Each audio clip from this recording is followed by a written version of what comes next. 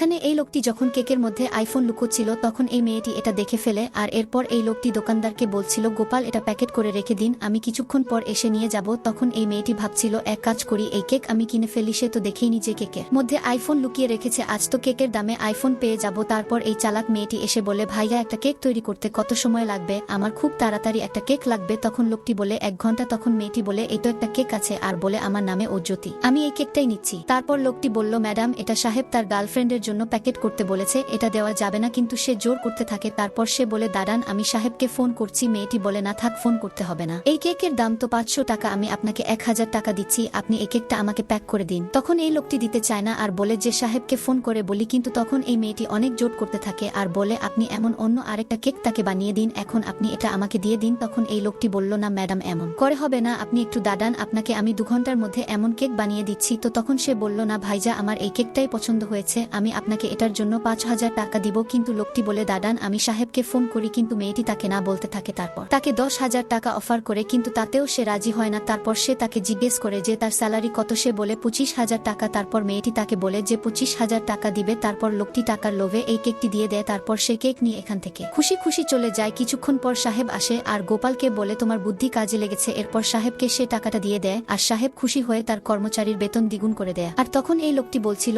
আরে যখন ওই মেয়েটি জানতে পারবে এটা নকল আইফোন তখন তার অনেক দুঃখ হবে।